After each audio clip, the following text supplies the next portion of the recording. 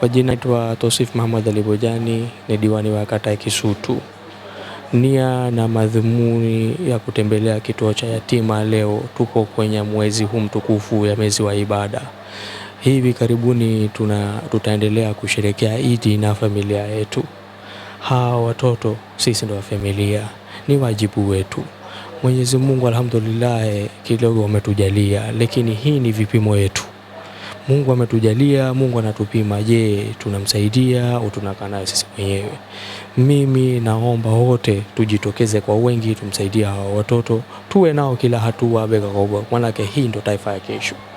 Basi kwa hatua hii nipo hapa, na kwa mujibu wa ratiba mimi nitatembea vituo zaidi ya 9 kwa ajili ya kumsaidia. Ndio lengo langu hapa. Tutagawa shati zaidi ya 1000 kwa watoto yatima, na tupo nao na kuenda mbele pia. Hii ndio hatua ya kwanza, bado kuna ratiba nyingi na programu nyingi za kugawa mashati na vitu mbalimbali kwa ajili ya watoto hawa, kwa sababu hawa ndio taifa la kesho. Kama tulioahidi, tumetembea vituo vya yatima na leo tupo hapa ofisi ya wilaya ya Chama cha Mapinduzi. Tumekuja kumkabidhi hizo mashati kwa mheshimiwa mwenyekiti wa wilaya ya Ilala Alhaji Said Side, kwa nia na mazumuni kama hizo mashati azipewe madiwani wenzangu, ili wao pia waweze kusambaza hizo mizigo kwenye kata yao, kwenye vituo vya yatima. Ngomba wadau wengi wajitokeze huku, hili tunaanza kushirikiana na tunaanza kusaidia jamii kwa wingi sana. Said Sultan Side, mwenyekiti wa Chama cha Mapinduzi wilaya Ilala. Tuko hapa katika hafla ya kukabidhi msaada wa nguo, kwa maana mashati, msaada uliotolewa na diwani wetu wa kata ya Kisutu Bwana Tosif Bojani, msaada ambao ameelekeza tuwape madiwani ambao kata zao zina vituo vya watoto yatima. Na yeye kama kada wa chama, kama diwani wa Chama cha Mapinduzi, ameona ajikabidhi hapo kwenye Chama cha Mapinduzi wilaya, nasi tuwaite madiwani ambao kwenye kata zao kuna vituo vya watoto yatima tuwakabidhi.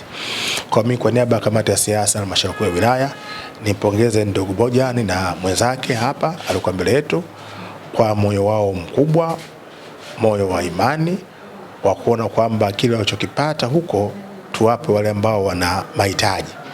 Ni jambo kubwa sana, ikitilia manane kwamba mwezi huu ni mwezi mtukufu wa Ramadhani, lakini pia tuko kwa Kwaresma, na kuna vituo vingi vya watoto yatima na wajane ambako wana mahitaji, wanaishi katika mazingira magumu. Kwa hiyo msaada huu tunaamini utakwenda kuwasaidia, na hususan tutakwenda kwenye sikukuu za Pasaka na Idi, kwa na wenzetu nao wanaenjoy, wanafurahia sikukuu sawa na watu wengine. Kwa kulingana na population ya watu wetu, watu wanaishi kwenye mazingira magumu wako wengi sana. Wito wangu kwenu, wito wangu kwangu, kwa wenzetu wote, waige mfano wa ndugu Bojani na mwenzake. Hawakuwa binafsi, hawakuwa wachoyo, wakaona walichopata wagaie wenzie.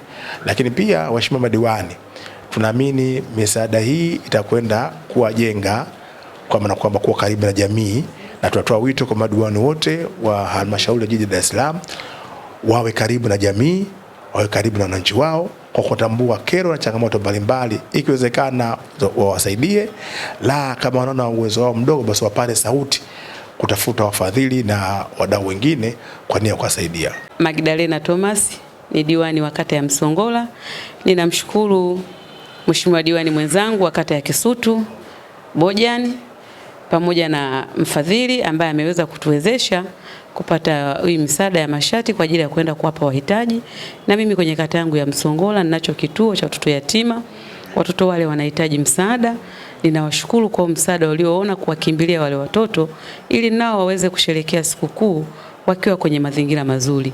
Ninamshukuru sana diwani mwenzangu wa kata ya Kisutu pamoja na mfadhili. Rahma Juma Kishumba ni muasisi wa Umra Orphanage Center.